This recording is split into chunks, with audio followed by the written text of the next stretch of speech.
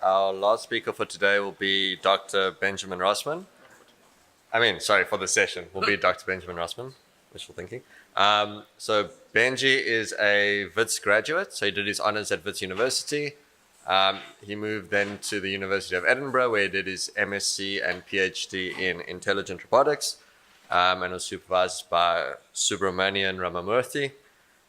He is a principal researcher at the CSIR, as well as a senior lecturer at WITS University, and he's also the director of the Rail Lab Research Group. He's one of the founders of the main Indaba, and he was also the first person in Africa to be awarded the Google Faculty Award in the field of machine learning. And finally, and most importantly, he's also my supervisor and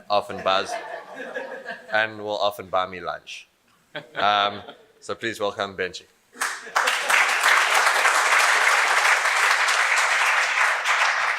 Thanks, and that's another lunch for you, Steve. Cool, it's great to be here, and yeah, thanks to the organizers for inviting me. It's very cool to have more of these things going on. So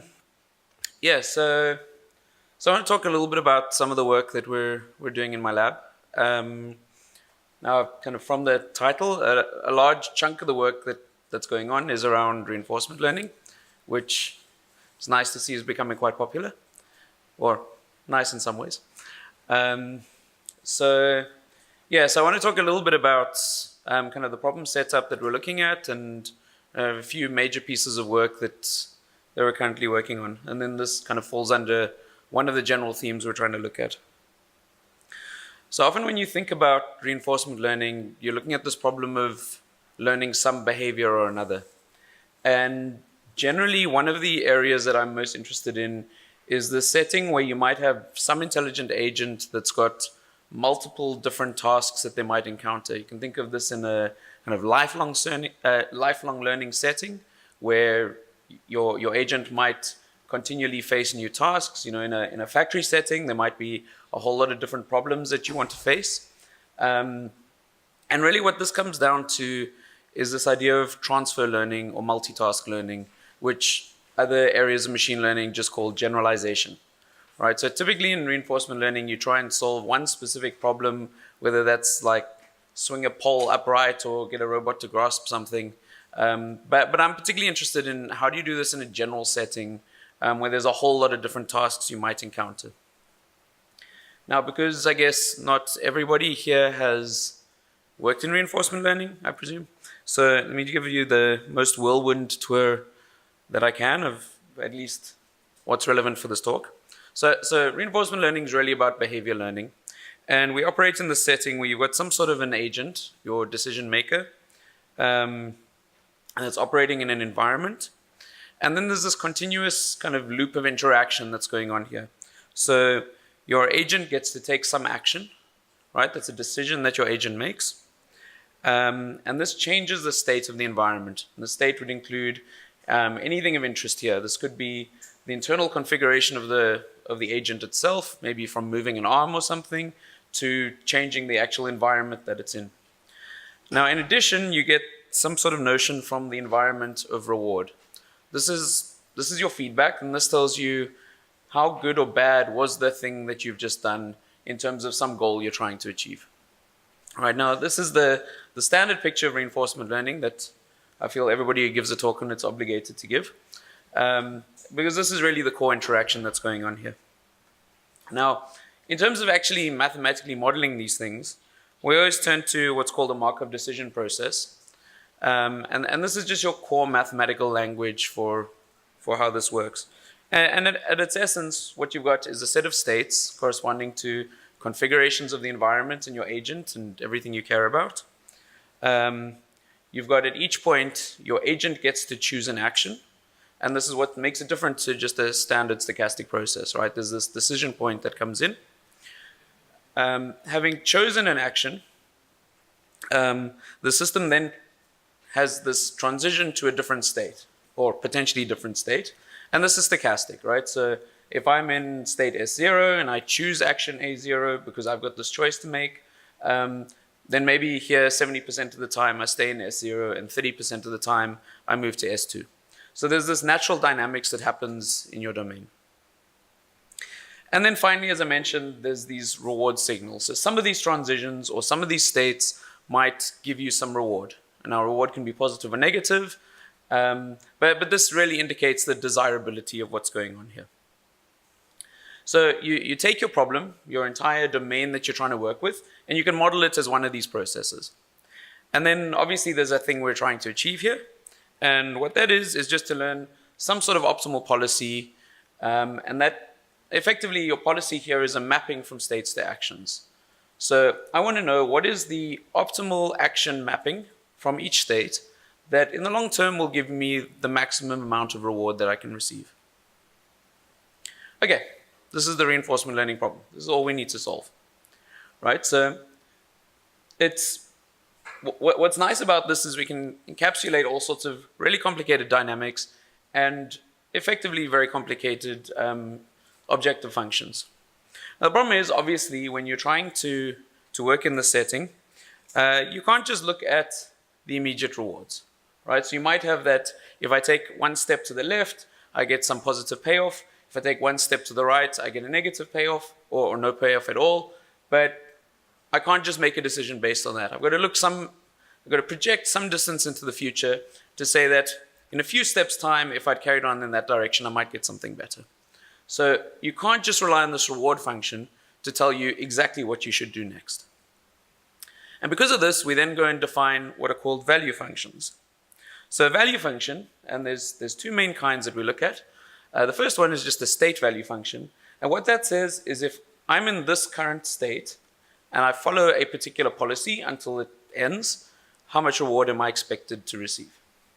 Right? So that's like a notion of goodness of a particular state under a policy.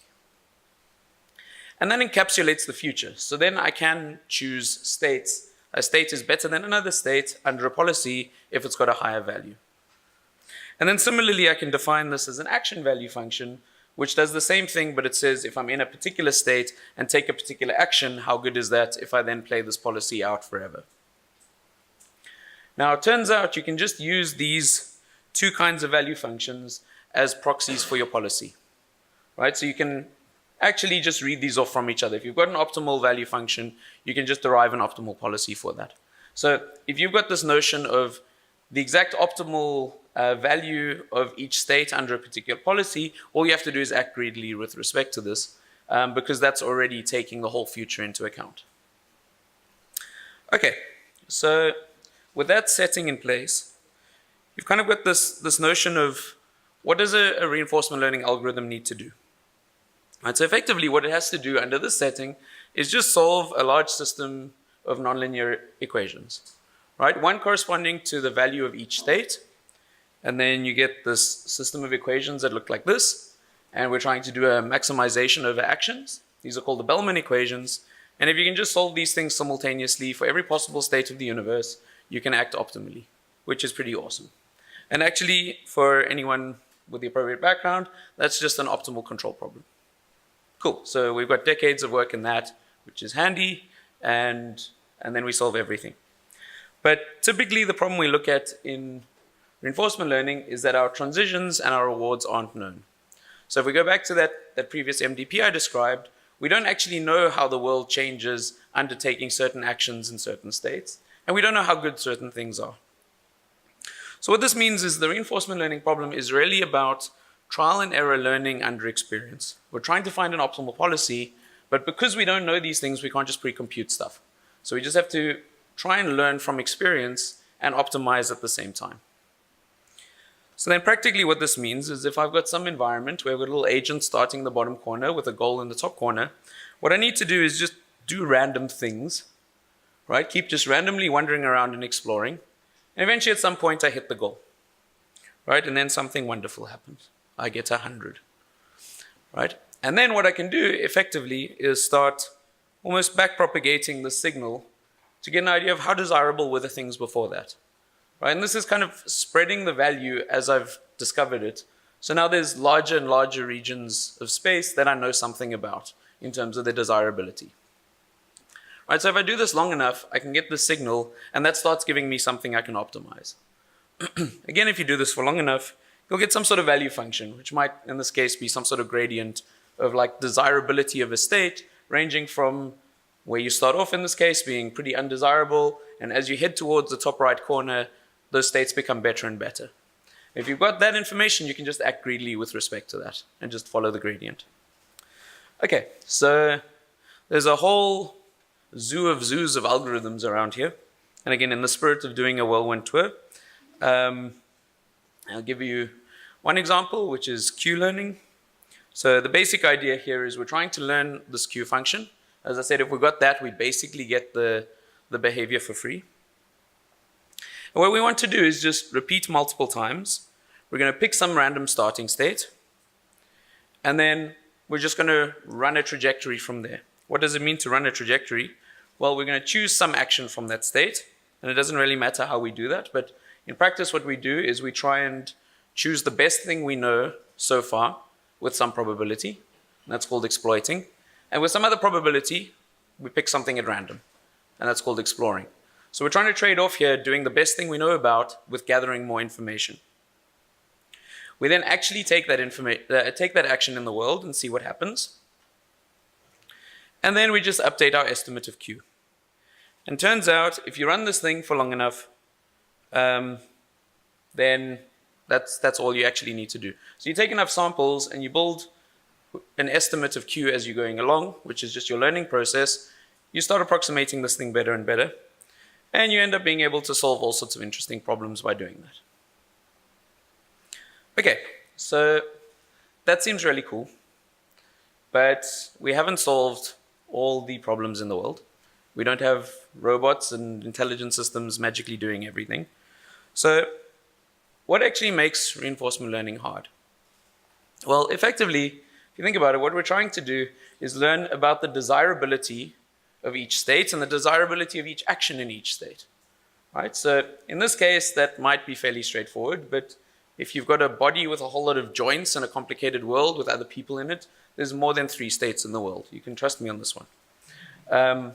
Now, trying to learn that, what we're effectively doing is it's like this problem of a rat running around a maze, only we've blindfolded the rat.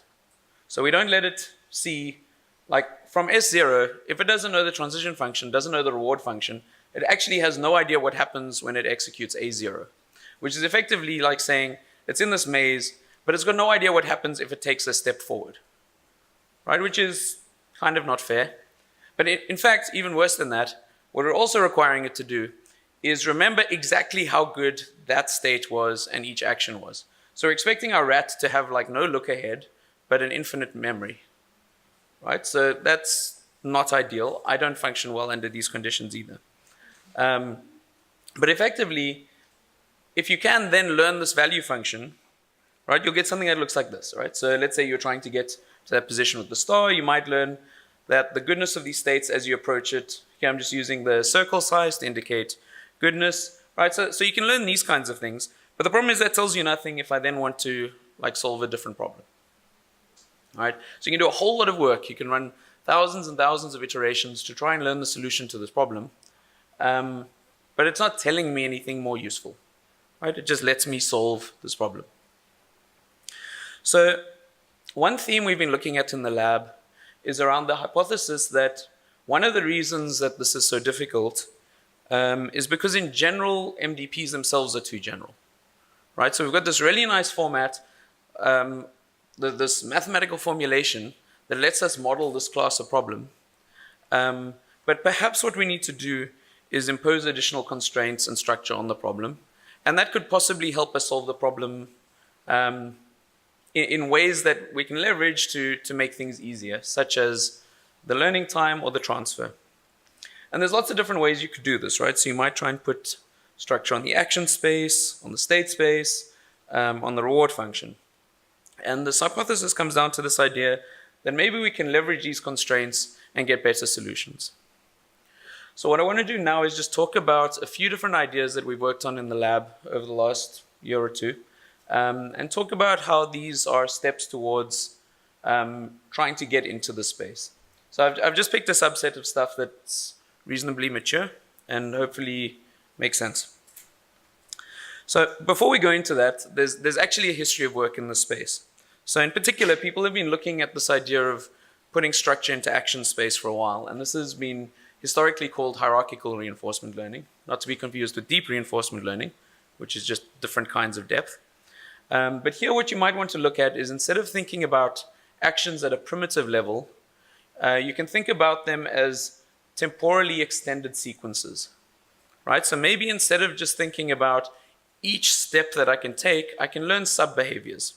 So for example, what I might learn is that if I know something about, there's a starting region I can execute a behavior from, and there's an ending set of positions I want to get to, I can maybe learn that there's a behavior that achieves this, and kind of wrap that all up together as what we call an option, which you can think of as like a skill or a sub-behavior, and reuse this information to solve more complicated problems.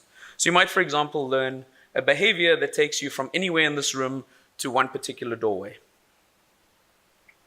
And the nice thing here is you can, to some extent, think about abstracting away lower level actions. Typically, we use the lower level actions as well, but this gives us a way of thinking more abstractly, which has a number of benefits that speed up your learning time. And then what's interesting here is that this doesn't actually affect the state space. So this is an abstraction that purely happens in terms of the way we think about the actions. So there is a long history of thinking about these kinds of things. Now, we've been thinking about this particularly. I want to give an example here of how we've tried to get at similar kinds of ideas in state space. So this first piece of work was done by Steve in collaboration with George Konadaris at Brown. And here what we were looking at is, can we try and identify some sort of structure in state space that we can leverage to do more intelligent things? So if we can find something that's abstract in some representation, and particularly abstract based on the way our agent itself acts, right? So I think this is an important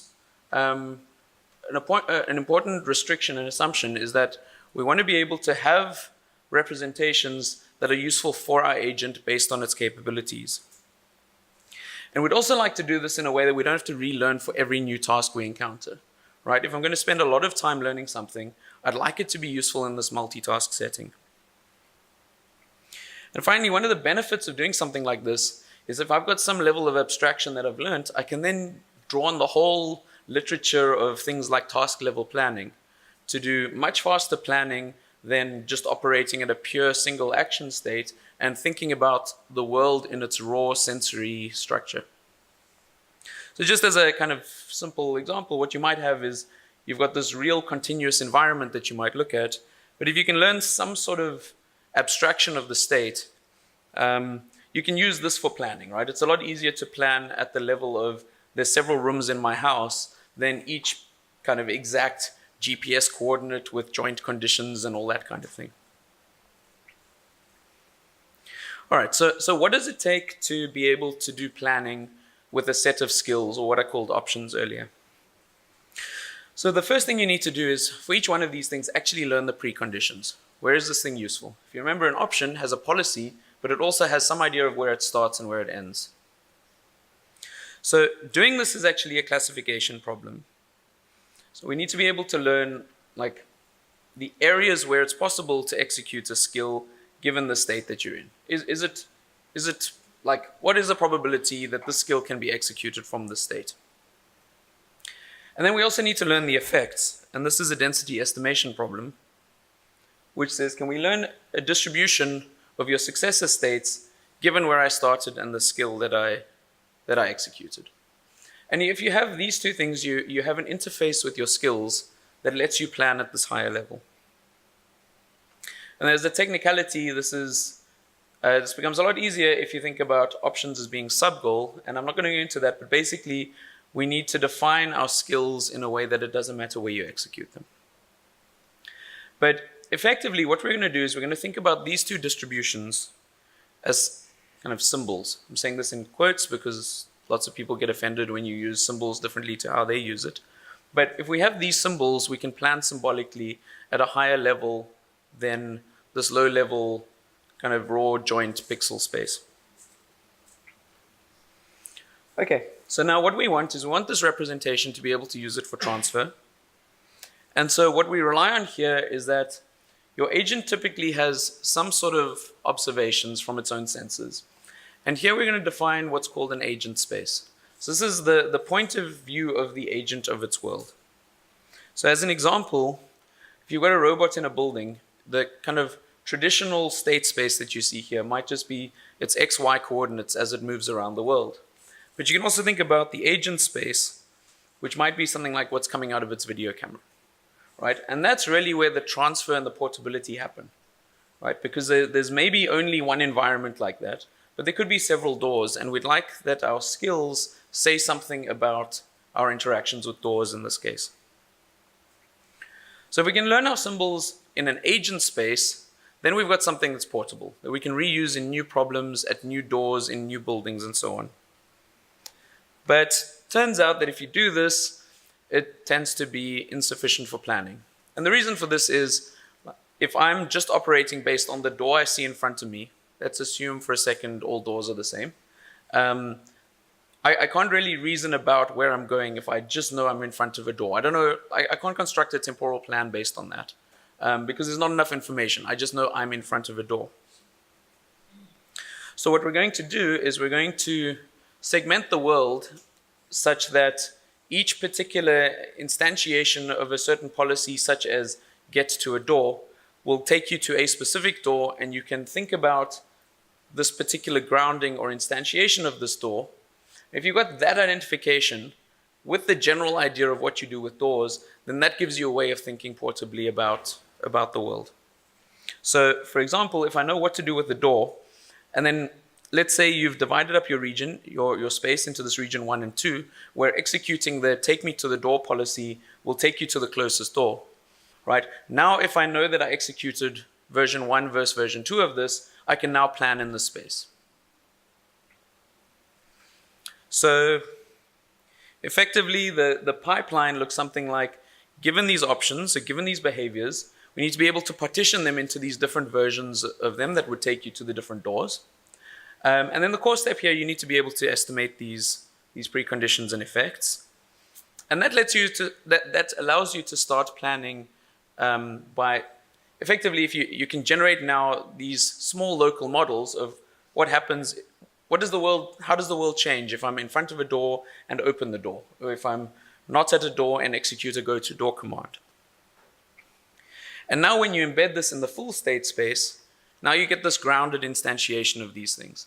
So if we've got these sub-goal options, and you've got these specific partitions, and you can learn how these things link together, then we can start effectively constructing a map of kind of what room is behind which door, right? And that starts giving you the information you need to be able to plan over long sequences of actions and these symbols in some complicated environment. And then it also turns out that this is provably sufficient for planning, which is what we were after in the first place. So I'm going to give you a quick example of how this works. So this is the treasure game, which is just a little platform game. So you've got this character that can move around. You've got ladders you can go up and down. You've got levers that open doors. You've got a key that unlocks a lock. And you have to get to the treasure at the end of it.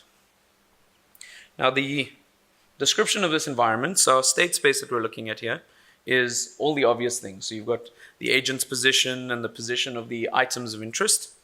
You've got the state of the levers themselves and the state of the lock. Right? So everything there fully describes what the world looks like at the moment. And then the agent space, which gives us this portable view of the world, is just going to be defined as the 9 cells centered on the agent itself. Right? So that gives you the small local view that hopefully we can learn something more general about, that we can transfer to other settings. We then also had a whole lot of things that our agent could do. Could go left, right, jump in different directions, go up and down ladders, interact with these objects. And basically this defines the vocabulary of behaviors that our agent has in the setting. So here we just we can do clustering to get the sub-goal behavior. We use support vector machines to get the preconditions, kernel density estimation for the effects. And as I said, the idea was we wanted learned rules that can be transferred between tasks. So for example, what came out of this is a descend ladder rule that said, if you start off in that position, so where there's black, what we're saying is we don't care what's there. So you need this condition where you're at the top of the ladder. If you execute the descend ladder rule, you end up in a situation where there's a ladder above you and ground below you. Similarly, there's an instantiation of the interact rule that says if you're at a switch and it's pointed one way and you execute the interact rule, it's going to end up pointing the other way. Now, if you take the environment and do this partitioning, you see, for example, there's 3 places you could be at the top of a ladder. So if you combine this with the ladder rule, that gives you a way of planning in this environment. So you can test this on a whole lot of different environments to collect data and test these things. And what you find comes out of this is these really nice rules in a traditional setting of how your kind of task planning works here. Is that, again, for example, your interact rule, you start with the precondition of the lever on one side, and then once that's been executed, it's no longer the case it's on that one side, and it's now on the other side.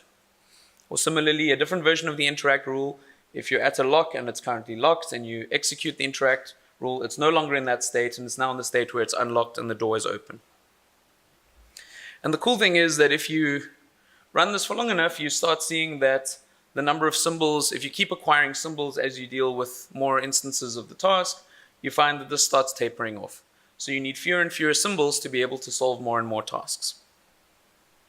So that's very cool, because that says that what we can do is we can learn these small local rules that tell us something portable about the environment that we can reuse in different settings. And all you need to do there is learn about these specific cases and learn how they link together. And effectively, that gives you a map of how an environment works together. But there's other ways that you could look at structure in state space. And specifically, you could look at the idea that there's repetition of objects of interest. Right? So what we started trying to leverage in this case. But here we really wanted to say, okay, but now the same thing's going to keep happening over and over again. What can we do to think about this? And here I'm talking about work that was done by a PhD student of mine, Ophir Marom. And kind of as a motivating example for this is the game of Sokoban. So in this game, you've got this little character that gets to move around. And if he moves and there's a little box there, then he pushes the box. Okay, wait, like that, yes. Okay, so, but however, he can't move in a certain direction if there's an object on the other side of the box, right? So that's an illegal move. And then the goal of this is to get the boxes to those green points, those goal locations. So this is one of those old school games that's annoyingly frustrating to play. And the way you might want to solve this is to go and get like a state description that says what the X and Y positions of your agent and then all the various boxes. But this turns out not to scale well at all. Right? So let's say you've got a domain that looks like this that you might want to solve. This has like 10 to the 23 states. Right? So even for like something that doesn't look that complicated, this just blows up. And that's because you've got this combinatorial effect. You've got all these different objects coming in. And trying to reason about all their different state configurations just becomes unpleasant. And then what's also kind of annoying is you can't just think about the way we did before, this little neighborhood around our agent. Because actually, if we're trying to move in a direction, it's not just that there's a box next to us, but there's something on the other side of the box. So you've got to reason about an even bigger space around this. And you could obviously construct arbitrarily complex versions of domains like this that just get bigger and bigger.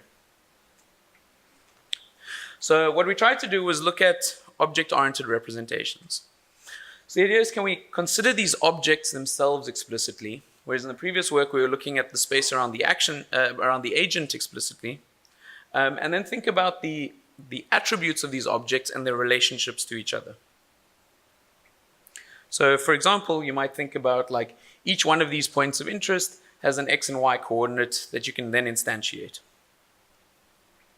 Now there's been a lot of cool work done in this idea of object-oriented MDPs, or in particularly here propositional versions of that, where what you might want to do is describe the transition rules that you're trying to learn in terms of schemas. So we're trying to learn these these local rules themselves. And there's a lot of nice work around this that says these things are provably efficient to learn. So what you might want is you might want to say, like, if I take the action move east, and I know that there's a wall to my east, then the effect of that rule is that my x coordinate doesn't change. Right? So these would be the kinds of rules that you want to learn. Now, turns out these are really efficient to learn, but rather restrictive. Because you could have this problem like at the bottom here, which says, if I want to go east and there's a box to the, if there's a box to the east of me and there's a wall to the east of the box, then what should the box do? Right? So it seems clear in this case, but turns out if you look at these two versions of this, this is ambiguous because these propositional OMDPs don't allow you to make sure that the two mentions of box in the conditions are bound to the same object. And this is done to make sure that these rules are efficient to learn. I'm not going to go into the quick theory on this, but effectively, right, it can't distinguish between the fact, because in both of these cases, there's a person to the side of the box and there's a box to the side of the wall. But you need to be able to distinguish between these by tying that box object together. Now you might say, okay, we could just ground all instances of these boxes and talk about box 1, box 2, box 3, but then you don't get the transferability. So what we looked at here was this idea of deictic predicates, which means in these rules themselves, we're going to talk about the notion of this, or me, which again should be kind of familiar in object-oriented frameworks. But that means you can ground a single reference object and use that to refer to other objects around it. So in that case, you could talk about, in this specific set of rules, you could talk about one grounded box that is asking if there's a person to one side of me and a wall to the other side of me. And turns out we showed that this can also be provably efficient with some nice bounds. So effectively what you want to do in these kinds of settings is learn these rules that I've mentioned here. And basically there's an algorithm called DORMAX, because computer science is so good at naming things, where what you want to do is learn the effects of each action on a set of attributes. And you do this by constructing a binary tree that basically says, for a set of predicates in the world, we're going to learn just what the outcomes are. Where each leaf node is an effect, and importantly, each possible effect can be at most at one leaf node. And so what we basically had to do was adapt this algorithm with a few things, such as removing failure conditions and bounding the number of times a condition can occur. But that basically let us still be able to learn these rules efficiently. So there's a slight change of semantics here, but effectively we still get these rules out and we can still do so efficiently. Now the cool thing is, if you've done this, you can do like a lot of really cool transfer in the domain. So for example, you could learn in this small problem, which is like 8,000 states, and then that one on the right, which doesn't look that much more complicated, but actually got 1 million states, and the optimal solution is like 200 actions or something. So it turns out if you learn in any instance of this domain where there's at least 2 boxes, you can learn absolutely everything about the dynamics that apply to any larger domain. So effectively, and the reason for that is because the dynamics are limited by this idea of like one box butting up against another one. So any domain that's got that dynamic happening, you can effectively learn anything that you'd apply to a larger domain, which means you can just transfer all that knowledge across. So I can learn everything about the physics of this entire game from that smaller domain and just apply it immediately to the larger one, effectively for free. So just to kind of demonstrate the power of this, this is what's called the taxi domain. You've got this agent that can move around, pick up passengers and drop them off. We took a slight modification to this where there's multiple passengers. So now you can think that those passengers are equivalent to the boxes in the previous domain. I need to reason about a whole lot of them. And the difficulty here is that when you try and pick up a passenger, it has to be the same passenger that you're in the same location as, right? Which is why like previous OMDP work didn't work on this kind of domain. So the neat thing here is you've got this learning curve that you see when you've got one passenger, right? So whether you use the previous framework or our framework, you get about the same learning curve. But now, as soon as you move to the two-passenger case, it's able to learn faster because there's a lot of information about the one passenger that transfers to the other one, right? So you get this faster learning curve. And the cool thing is once you've done that, your learning becomes much faster. If you then move on to a three-passenger case, firstly, if you learn that from scratch, you move from the blue curve, which says this is a really hard problem for a traditional method to solve, to the orange curve, which says by leveraging the fact that these passengers have similar dynamics about them, we can learn much faster. But also, you look at the gray curve, and that says if I take what I learned from the previous one, I basically can solve the problem immediately. And it gets even better as you increase to more passengers. So using this idea of these transferable and portable rules, you can dramatically increase learning in these domains that are structured with a lot of these recurring features and objects in them.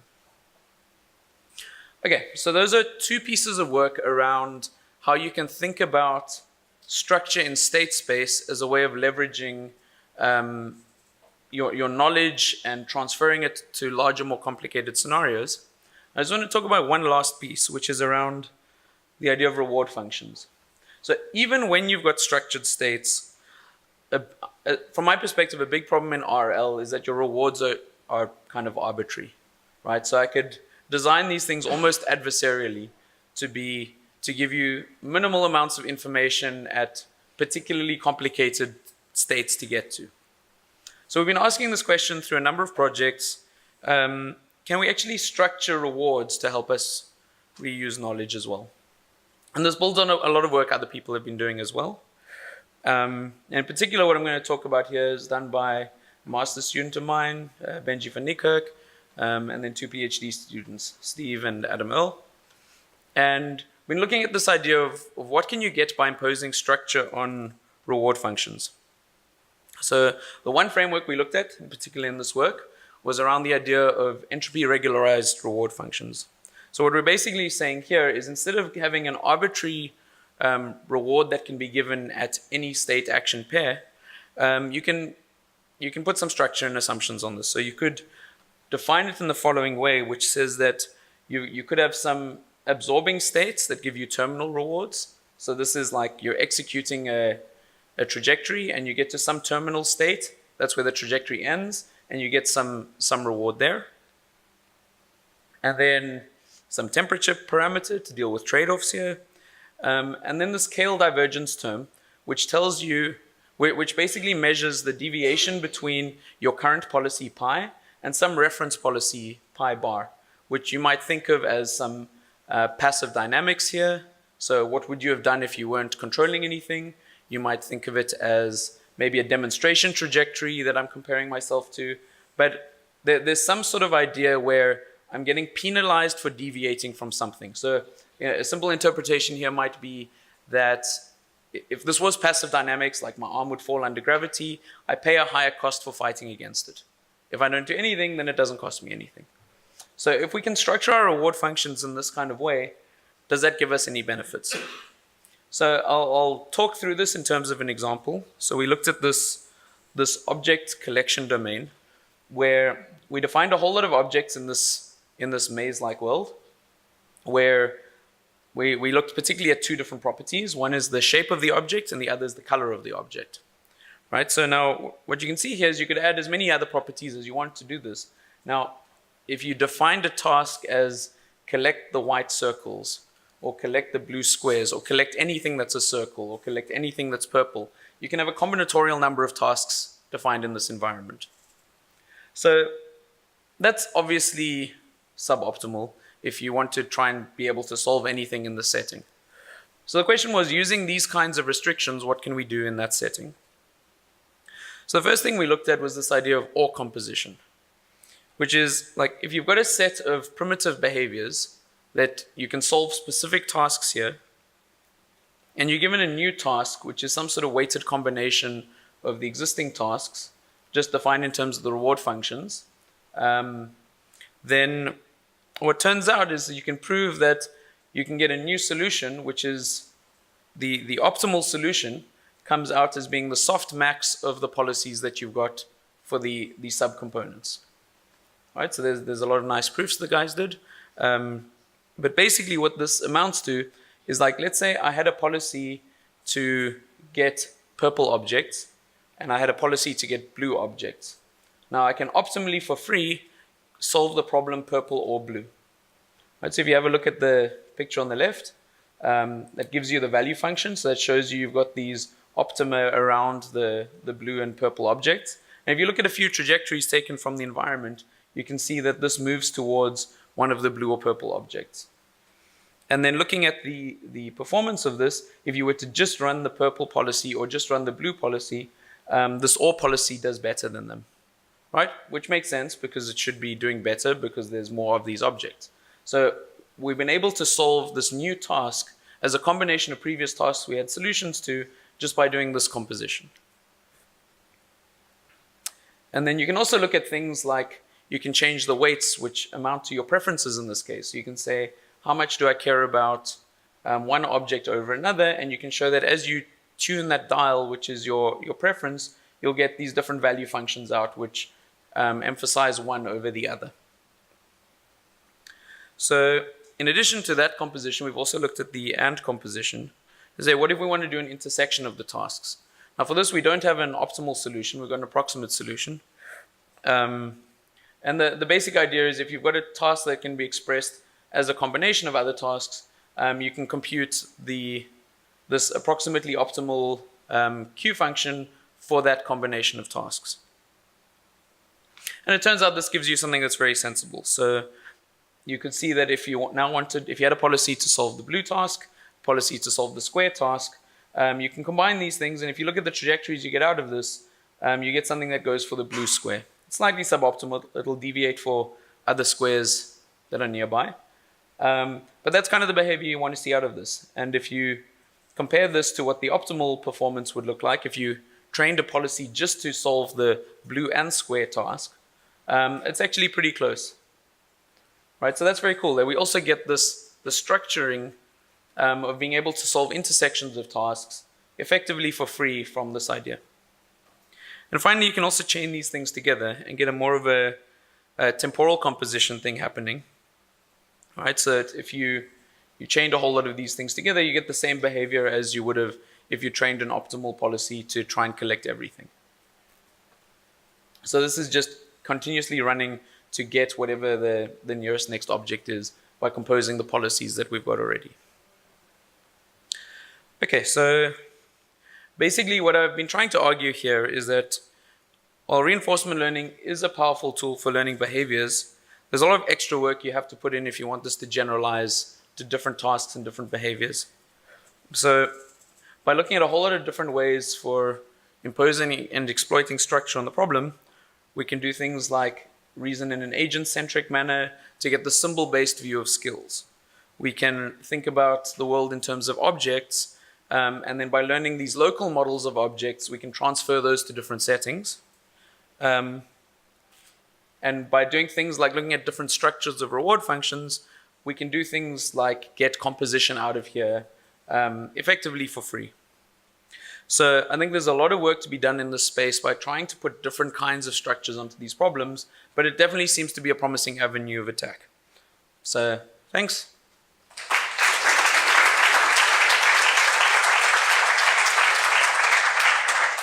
Thank you for the talk. I'm just interested, I think, in are there any real-world applications that we're using for this research, since it seems to be emphasizing structure, and like in the real world there are already these sort of assumptions with like the physics and the kinds of interactions that lead to rewards or certain amounts of harm. So I'm just wondering, outside of the simulated environments that you've been presenting, whether there are any real-world applications that you're planning on using this for.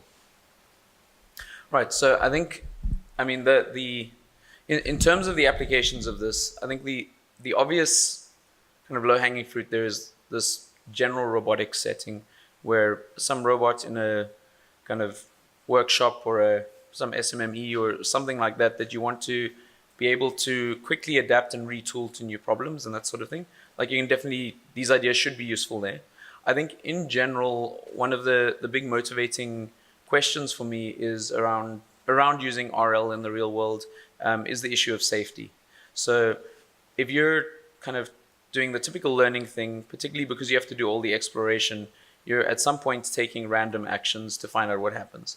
If you have an expensive robot at the top of a staircase, that's not ideal. If you've got someone who you're trying to treat medically, that's also not ideal. Like you don't want to just give 20 kilograms of pills just to find out what happens. And so I think like trying to think about the structure is one potential route to getting to safe exploration. Another thing that I think is very important is by thinking about the structure in the right way, can we get the right language for specifying objectives for our learning agents? So this is another thing that I think is potentially a very big problem with RL is if you misspecify your reward in general, you get a very undesirable effect. And so can we leverage some of these ideas to make sure that we're, imposing, for example, we're trying to solve the task we're interested in and keep it safe and keep other people safe and so on. So if we can get at a kind of, in quotes, natural language of reward specification, I think that'll be a critically important thing. I just wanted to ask, because I noticed that the problems, the problem looks somewhat like the problems we face in operations research, with. So I just wanted to ask if you have found any intersection between meta-heuristic research and maybe application of meta-heuristic algorithms to these problems, because they look like maybe stochastic graphs, that kind of thing. So if there's been some application of those kinds of algorithms in this scenario or this kinds of problems. I'm not hugely familiar with the operations research kind of toolbox in general, but effectively, anywhere where you need, so what you care about for these kinds of problems is you've got, if you commit to a set of actions or a sequence of actions, you've basically then got some stochastic process that's evolving there. So the core question you're trying to ask is around the choices of those actions. So you want to ask about making some optimal sequence of decisions so as to achieve some desired output. So I think this ties in general to a lot of, to any decision-making process. But particularly if you want to look at things in, say, the logistics space or anything like that, I mean, there's deep historical connections there as well. Sorry, Steve. Yeah. Let's thank Benji one last time.